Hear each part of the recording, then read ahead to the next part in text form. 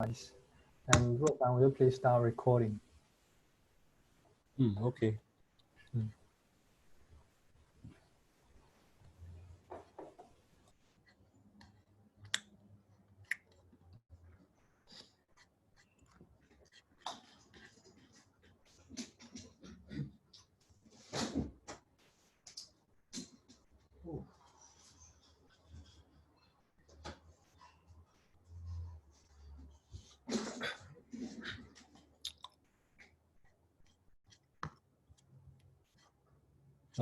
This today has a lot of slides, so maybe I go. Yeah. So can I start now?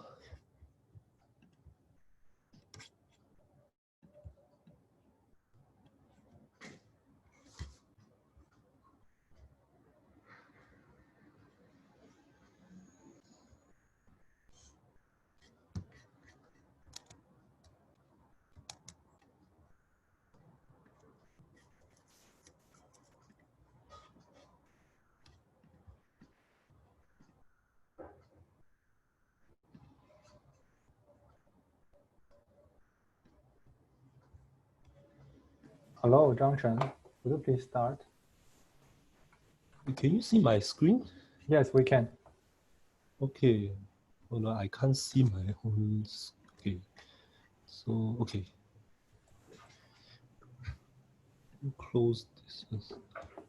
Yeah. Okay. So I'll start. Okay. So the paper I reviewed was is called on evaluating adversarial robustness.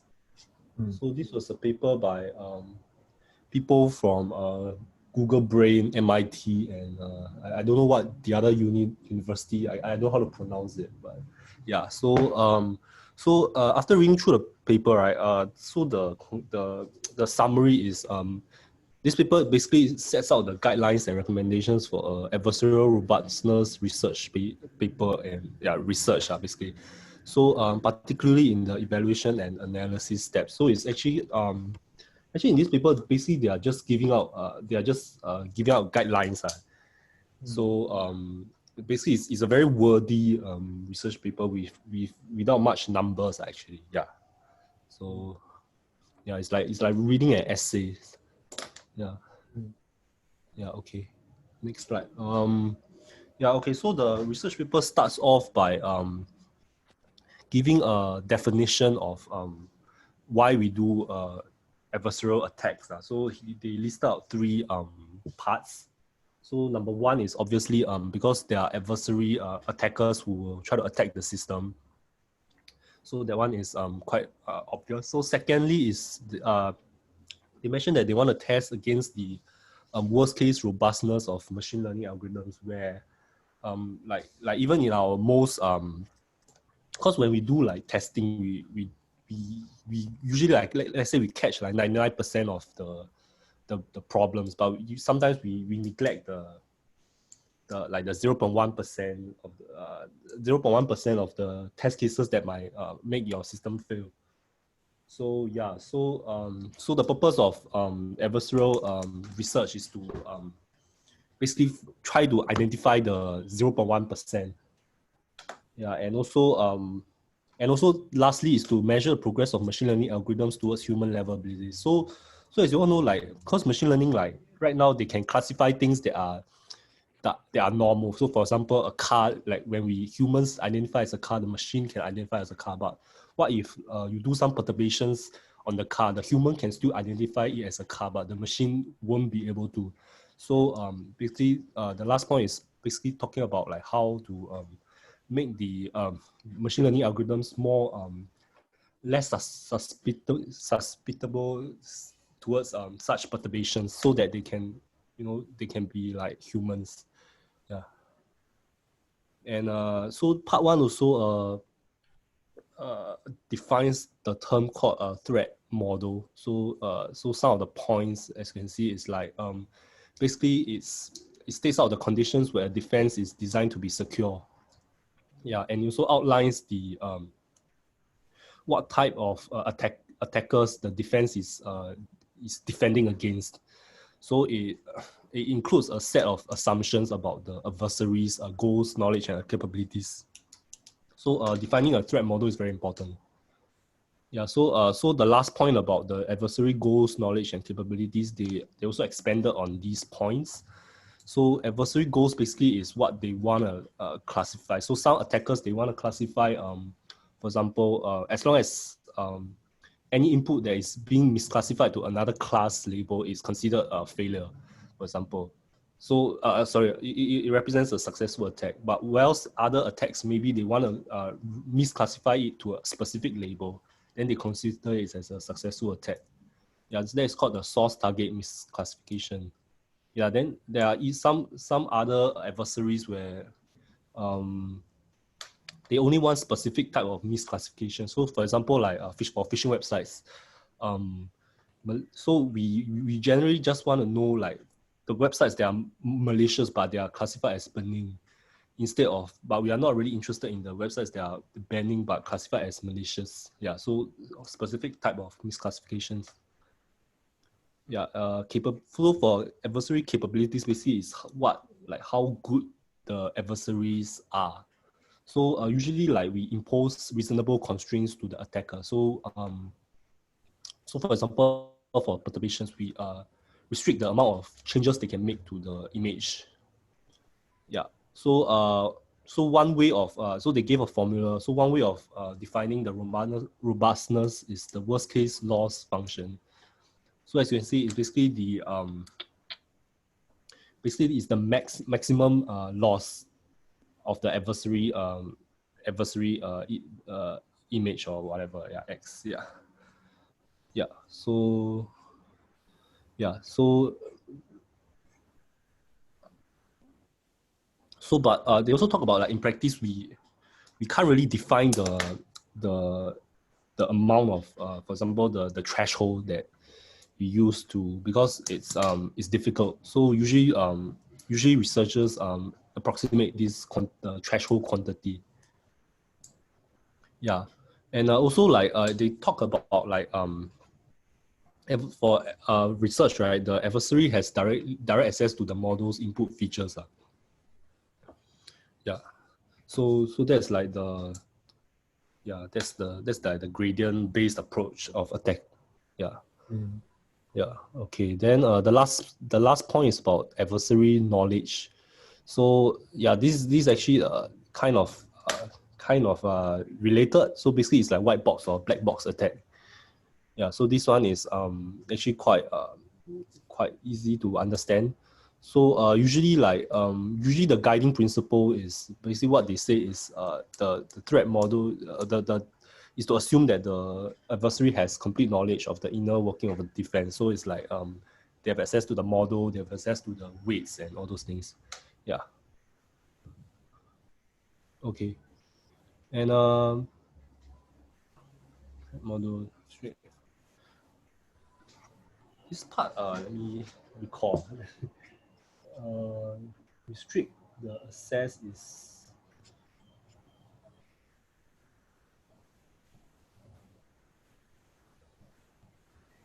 okay. So this part is basically talking about whatever the threat model states. So for example, you are defending against a certain attack of a certain threshold. Sorry, Okay. would you please go back to the previous slide? Yeah. And here on, so is there any clear distinguishment between the white box and the black box attack? It's just basically the access to the defender's like model and stuff like this. That means Yeah. as long as the attacker cannot access the model details about the defender of the model of defender, so it distinguishes the black box. Okay. So there's another, because Xiangling will report another paper next week. It's more like a query-based attack.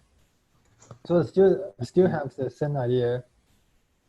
The attacker have no knowledge about the model, but it can observe the input and output of the model so that it can retrain a model. So giving the input, observing the output is more like a query. So it's more like an advanced version of black box called a query-based attack. Yeah, does this paper mention something about this kind of a query-based attack? Query-based attack. Okay.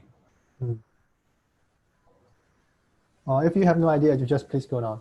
Yeah. Okay. I have no idea. Yeah. Okay. So yeah. So this the part about restricting the attacks on the defense threat model is like basically they're saying whatever your threat model states, you should always do the evaluation based on what it says instead of you know applying like adversaries that are much more stronger than what the threat model states that it can defend against. Yeah. Then the last part, they talk about the skepticism. So this part is basically saying like whatever results that you get from the experiments, it is basically is you should always try not to say that it is definitely robust against all types of attacks. Yeah, because the attackers can always adapt to become adaptive attacks. Yeah. So yeah, so I think this is just like a how to say like a good to have kind of attitude in the research where like in the research paper you don't really assume or assert certain things that might cause you problems in the future. Yeah. So adaptive adversaries are like basically adapted to the specific details of the defense and try to invalidate the robustness claims. Yeah. Yeah. Okay. Here, so is there a definition of the adaptive adversary? The definition, you mean? The definition of the adaptive adversaries. I think it just means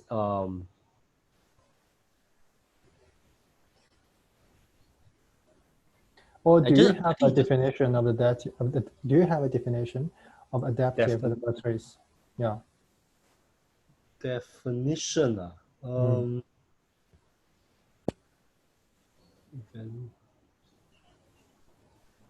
This I don't have a specific definition right now.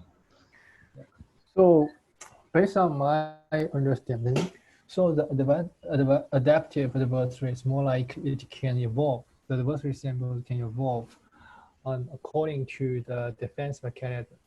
So one idea, once we will try to adopt this for Ruofan's iterative adversary training. So we have models, and then we generate adversary samples. So we apply adversary trainings based on these adversary samples so that we have a new model, which is definitely defensive to the original adversary samples.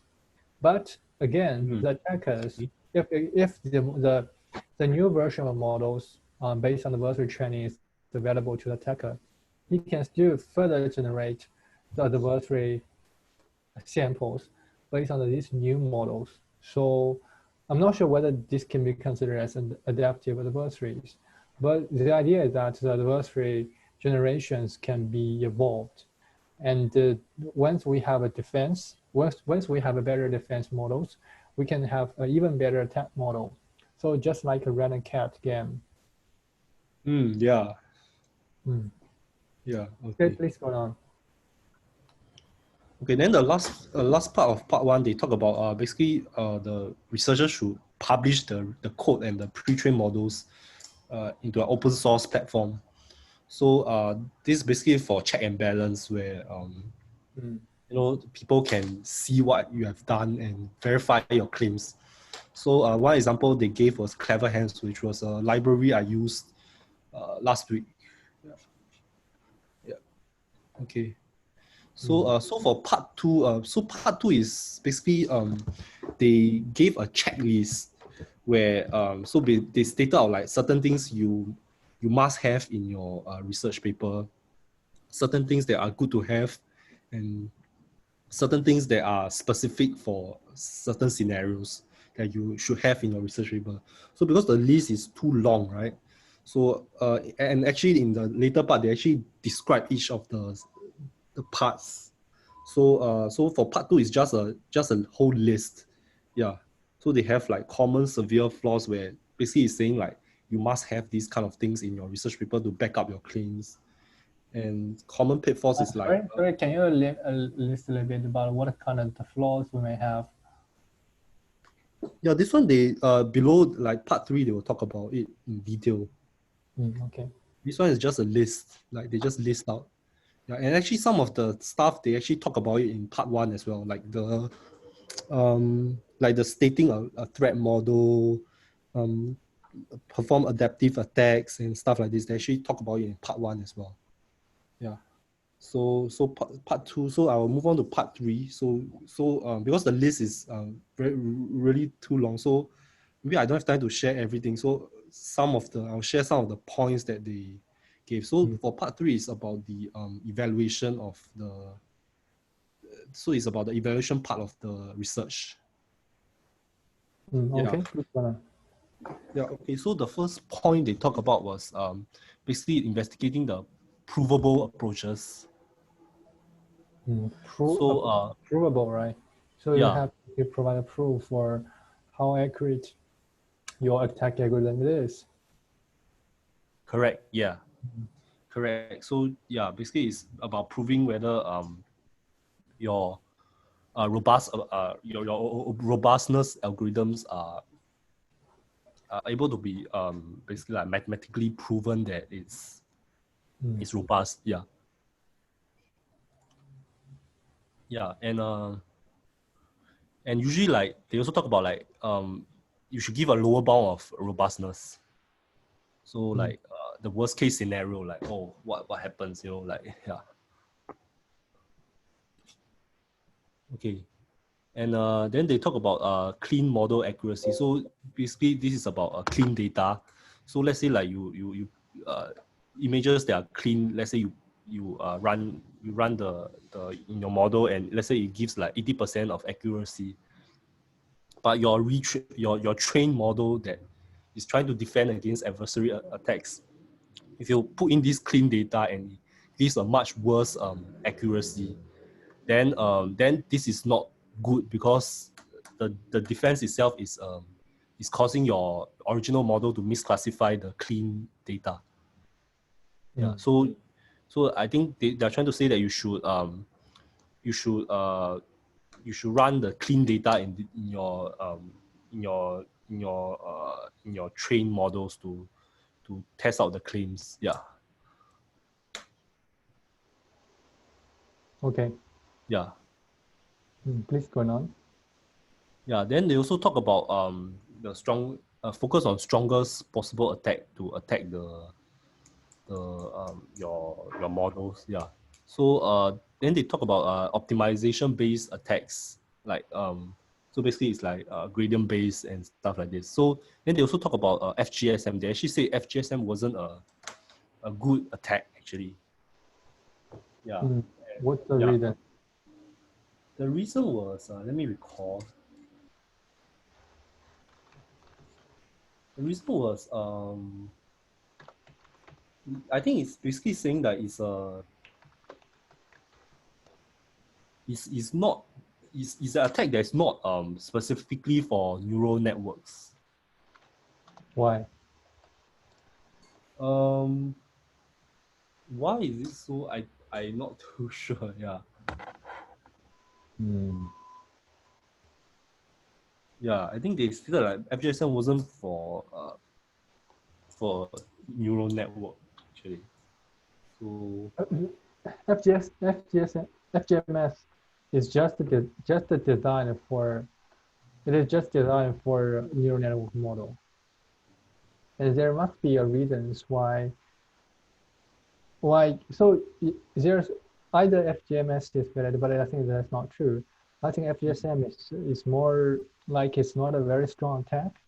So it's very easy, it is very easy to defend. I'm right? Okay. And but they also talk about other simple attacks like the one we discussed last week, JSMA and Deepful. They see but yeah, they say it's can be useful. in this case. Yeah, and yeah, then they also talk about do not use attacks that are used during they're used during training for your testing data. So this one is, I think, quite obvious because of overfitting. So for example, let's say your model defense against, like, let's say JSMA attacks, then you use the same attack to verify your testing data. So this will cause like overfitting to a certain type of attacks. Yeah. Then then they also talk about not applying the near identical attacks. So let's say, for example, like FGSM and let's say another attack that is like IFGSM or something that is quite similar. So they recommend that you use different kind of attacks to verify the claims. Yeah. And then they also talk about like applying gradient-free attacks where the basically the iterations don't look at the internal workings of the model, such as the gradients to for the attack. So this is because like because some of the models actually they do this thing called the model masking. So this part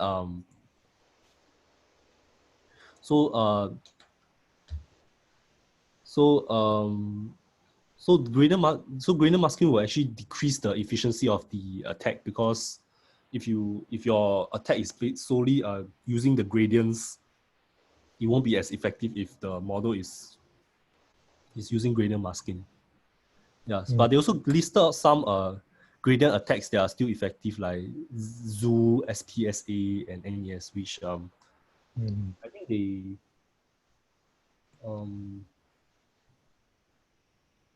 let me see, like. Zhang Cheng, would you please explain a bit about the gradient masking? Sorry? Would you please explain a little bit about gradient masking? I think not every student can understand what is gradient masking here, as you list here.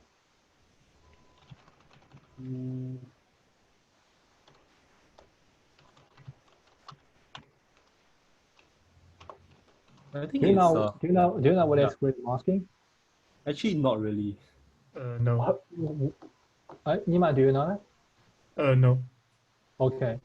So, Nima, do you have some idea about the adversarial attacks and neural network model?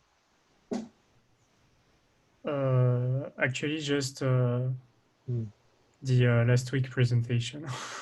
Okay, so let me just give a brief introduction here and what is gradient masking. So once you are not familiar with that, I encourage you to raise your hands and just interrupt us, so that'll be totally fine. So here, so suppose a neural network model can be considered a function. Given input I, it will output something like O, right? And usually the gradient, the neural network models, there is some a lot of the other models. So let's take the fully connected network for examples. Given a fully connected network, the model or the function f is very likely to be continuous. So they have some definition of continuous, that is giving there's I plus delta I, and we will have an O prime. And suppose the delta I is close to 0, and there must be have an epsilon, something like this. And there must be an epsilon, so that O prime minus O should be smaller than epsilon.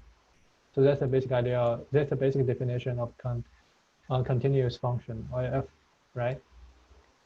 So once the f is continuous, so we will have an idea that we can apply some gradient-based attack. So that's the adversarial attack. So I'm actually introducing adversarial attack now. So suppose we would like to find f an I prime, so that I and I prime is very similar. So that means the smaller is there, the difference is smaller than delta, but fi prime is not equal to fi. So if there is I prime exists, we say that there's adversary samples for this f. You get my point. So it's more like that we have image which may look like a dog, maybe like this. So we just have a minor change. For example, I add a point here, so the model will report it as a fish. So in this case, this example is adversary samples.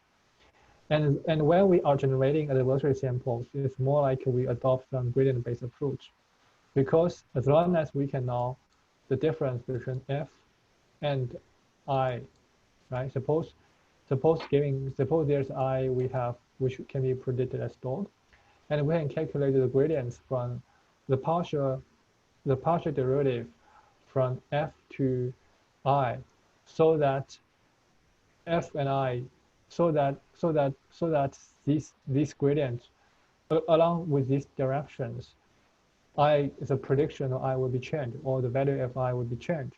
So we just move from this direction until we have I prime. And when we move these directions, we just change a few pixels. And with these directions, we can have I prime, so that this formula can be satisfied. Nima, did you get my point? Yeah. Right. So in this case, the gradients will be very important. Suppose we apply random perturbations. For example, we apply random perturbations. The images will still, these images will still be predicted as its original class. However, if we can find some specific pixels here, and as long as we change those pixels, the images is still the original images from our naked eye, but the model will have a completely different predictions. We will have adversaries, and those adversaries can be generated based on this gradient approach. Given I, we follow this gradient. The gradient means that we can move away from, we can change f with a minimum change of I. So with this direction, we can have I prime. Okay. So this is adversary. But then what is the gradient masking? So the gradient masking is that, consider this f. Suppose let me using a 3D space as, suppose this is f, and this is search space, right? And if we would like to find a gradient, suppose I is here, and follow the gradients, and we will always find a way to change the value I. We will find the farthest direction to change the value of f, right? So that's how we apply the gradient-based approach. However, what if on some points the gradients disappear? So the search platform is more like this. The original gradients is more like this. We start from I, and we follow the gradients, and finally we reach some point like I prime, so that the value f is changed, but the difference between I and I is smaller than their delta, right? But now we can change into some way like here. Suppose we can do the masking like this one. So the model can still make the original prediction. So given I, we can still have a prediction. Given I prime, we still have a prediction. But when we apply adversary attack, there's some in the search space, the gradient is lost until we have gradients here. So in this case, there's no, when we calculate the direction here, we can only know there's the gradient is towards this direction. In this case, there's no way for us to know which direction to go, unless we can set up a very large learning rate. But of course, when we do this optimization, very large gradient, very large learning rate is a little bit dangerous. So by these ways, we can have a way of the gradient masking. So in this case, we have some small we have some we have some small terms in every step. In this case, the gradients just disappeared. So that's called gradient masking. Oh, okay, I understand. Thanks. Okay, I think Zhang Cheng, when you are working or reading these papers, you do not even understand what is gradient masking. Then you're going to explain how to defend or how to attack those gradient masking. So I suggest that you can spend more time to read some more details. I don't mind whether you can, of course, as promised, you should supposed to go through all the content of the paper, but the goal here is that you should bring us some insight and bring us some information with your presentation. So that's the goal is that. And also you can notice that I canceled the presentation of Xiangling because he is not that prepared. But you need to notify us soon so that we can have the other arrangement. So the point is here that you need to, when you do the presentations, first you need to learn something. Second, that you should bring what you have learned to us in your own languages so that we can have a detailed discussion. Okay, please go on. Okay.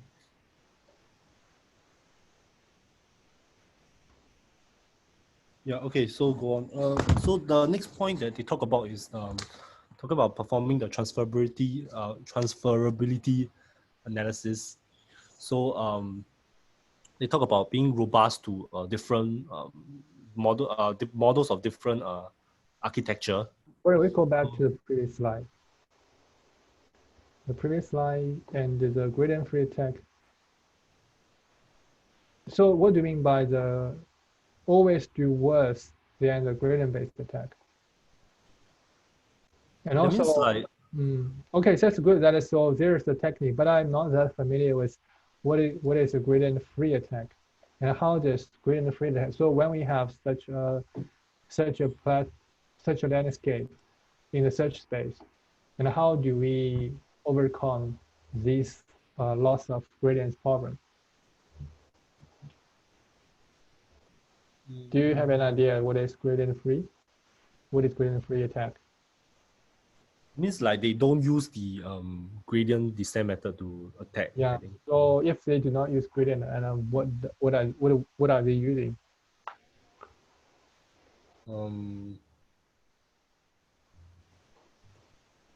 Yes, yeah, not too sure. Yeah.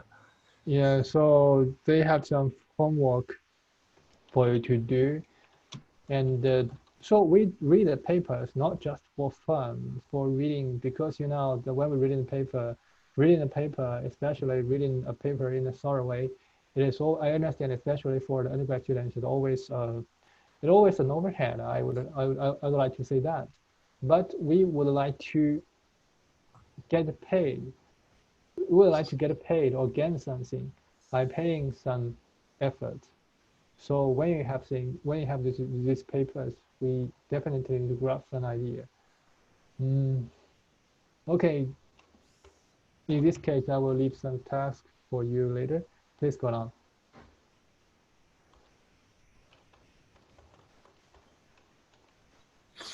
Yeah. Yeah, erase away the. Please go on. Oh, okay, good. Yeah, then the next point that they make is about performing the transferability analysis, where basically talk about the adversarial examples that are generated against one model should be used should be similar in efficiency against another model that have different architecture. Yeah, so yeah, then they talk about how you should start off. So start off is basically testing out against a model of as similar as possible. Then you slowly move up to a more like different and stronger adversarially trained model. Yeah. trying a strong adversary channel model. Yeah, this So is after, this, yeah. this is up. So Mm. in this case, are you talking about attack or talking about the defense? This is the attack, I think. This is basically trying to improve the effectiveness of the attack. Yeah. So if This we is one go of the details, adversarial. if we go Yeah. details, so can you provide more details about this transferable adversary? So it's more like talking about the generalizability of adversary attack. So if we can compromise model A, whether this kind of attack can compromise model B, even if model A and model B have very different architecture, or shared, or they're different but share the same architecture. Okay, the example is the previous research paper that I read about the the DAG, yeah. So the that, DAG. yeah. That model is Ruofan using the DAG model, right? Okay. Correct. So actually, in the analysis, they actually Zhang Cheng. they actually did sorry. Hello, Zhang Cheng. Hello. Hello. Hello, Zhang Cheng. Can you hear me? Yeah, I can hear you. Okay, maybe my internet is a little unstable. Can you hear me now? Yes, I can hear you now. Okay. Yeah. So the example I gave was the previous research paper about the DAG attack. So the author actually did 3 parts of the analysis. So the first one is comparing against the so the DAG attack. They compare the efficiency against a model that is of the same architecture but different different data set. Then the second one is different architecture, and the last one is a completely different type of model. Yeah. That was, yeah. So I think this part is referring to that kind of evaluation. Yeah. Okay. Yeah. Because I'm asking this question because Wolfman, especially the Fishpedia model. So we once discussed about the query-based attack, right? The query-based attack. So suppose there's a model, so we can have such assumption. So our existing Fishpedia, it consists of 2 models. One is the object detection model, the other is the assignment model. So assuming that the attacker somehow can now this architecture, and then it's going to apply the query-based attack. That means they also train 2 models. One is for assignments and one is for object detection. And then it's going to it's going to based on it can train its own model, train its own models, maybe based on what I said, or maybe based on the query, maybe not, right? So in this case, then it will become the question is that whether the attack on their own trained model can be generalized to attack our model. So here is becomes a question because they have this part is very interesting. Whether I think they have already has some it has already learned some uh, so it has already worked to learn a generalizable adversary attack. So what is the features and what is the part that is also very interesting to investigate. But for now, I guess we just using the black box attack. And for our this paper, I think the adversary defense is not the focus. Okay, please go on. Here, okay. Yeah, and so then they talk about the amount of iterations to verify the convergence. So basically, they talk about the number of iterations being performed should be sufficient that such that eventually it plateaus, where basically the efficiency kind of like comes at a standstill. Yeah, so this one actually they use they suggested a powerful method, which is basically you don't basically go by a sequence. You go by doubling the iterations and check if it still improves the adversarial examples generated. So yeah, so if it still increases, that means like more iterations can be added on top of it to increase the attack efficiency. Yeah, but that is then they also talk about the shortfall, which is the time that is spent on the training. Yeah. Then then they also talk about white box attacks usually taking less iterations than black box attacks. Yeah. Sorry. Apart from keeping iterating the adversaries until it converge, is there any way to know? Is there any way to know the number of iteration we're going to apply? The number of iterations is of course you won't know, right? Like, okay, so it's just the okay, let's go now. Yeah. Yeah, then they also talk about testing using general robustness. So this one is this kind of attacks is like you're like rotating the image and applying common corruptions, or I think like Gaussian noise to the image. Yeah. So this one is for just general robustness. Yeah.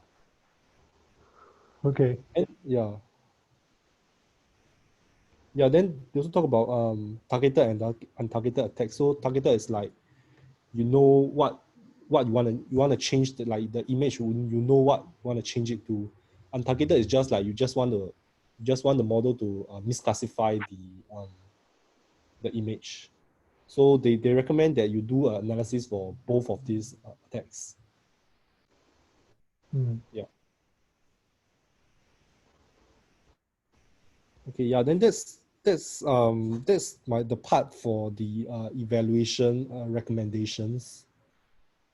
Then the last part is about analysis recommendations, where like after you have all your results, then you do like a final analysis for your research work.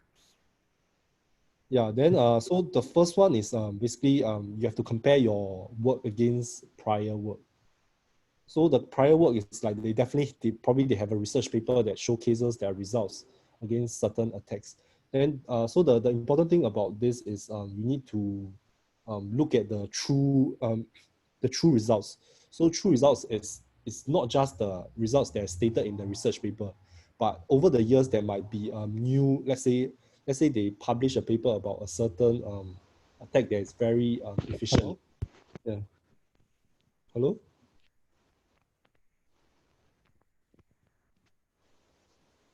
Hello. Hello, Zhang Cheng, can you hear me? Yeah, I can hear you. Okay, I lost your connection. Please go now.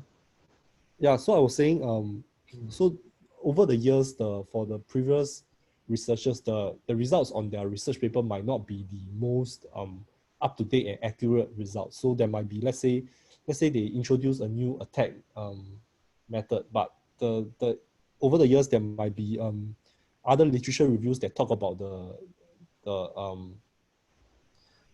shortcomings of this attack. So you need to find out more about these the past the accuracy of these results of the past work to compare with.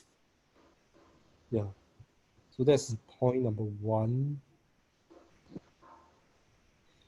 Then point number two is like basic sanity test. So this one is quite straightforward to understand. So so basically you have to make sure that the results make sense.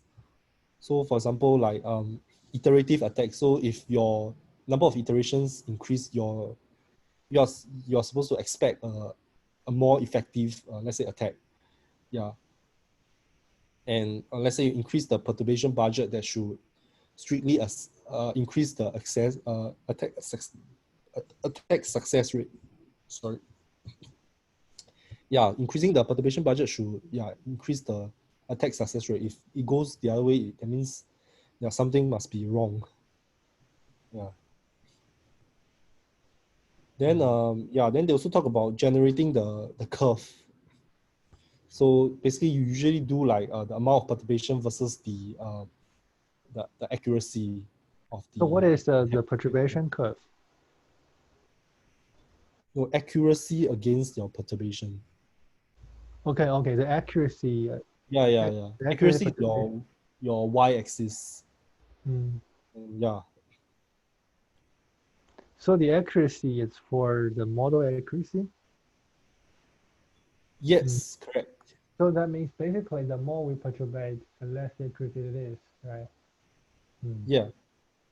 So it is actually inverse function. Yeah. Please go on. Yeah.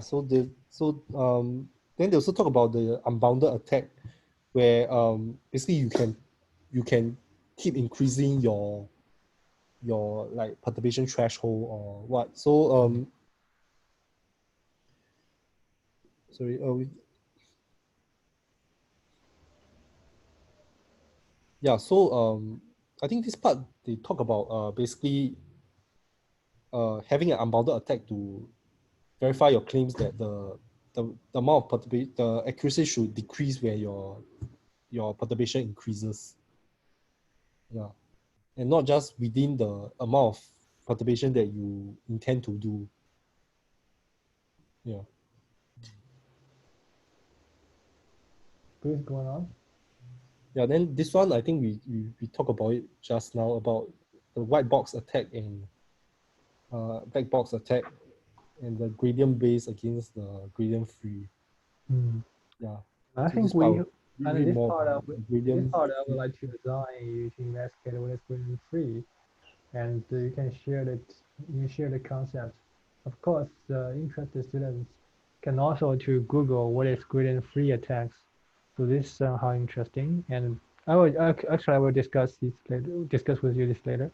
Please go on. Yeah. Okay, so then they also talk about other, like this one is a bit I'm not too sure what they mean by it, but they want you to use your adversarial examples, the algorithm for to generate the adversarial examples to other forms of domains, such as like audio and other things. Yeah, they want you to investigate your adversarial because they mentioned that the other domains are actually quite similar to images. Yeah, so they can be expanded to other kind of classifications, not just images. So this part I think we once explored a bit, and this part maybe NEMA in the future we will look into this. For now, NEMA is going to using the transformer to predicting a sequence of action, whether a sequence of action is malicious or not. But in the future, consider, suppose, assuming there's attackers who are still generating malicious sequence of actions, um, it still can somehow bypass our detection if they adopt adversary samples on our sequence model. But of course, that was the, the topic we can investigate in the future. Okay, Zhang Cheng, please. Okay.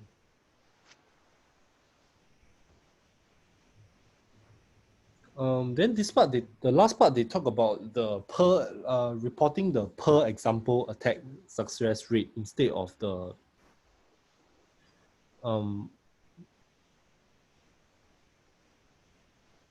like just averaging the success rate over the entire attack. So I think this part it means like so for example, give an example like the let's say the logos. So how do I describe that? Like It's more like that we're going to see for one logos and how many times we can successfully generate its adversary, right? Instead of for example, for certain logo, for some logo, it's very hard to generate adversaries for it. But for the other examples, random perturbation is enough for generating its adversaries. So in this case, we would like to separate these two cases. If we put all the examples together, it's very hard for us to make a distinguishment. So is that your point? Yeah. Mm. Yeah, I think that's the end of my sharing. Yeah, so that's the last part. Okay. So here, Zhang Cheng, I think when you explain it, I think you can explain it clearly. I appreciate it. And for here, I think you need to, by these slides, we somehow need to gain something from these presentations. Otherwise, it's just a waste your time. So let's look into this. We have a Wikipedia, right? So for the Wikipedia, I would like to explore. I think you still have the task been going on from last week, but I still will assign you another task for you to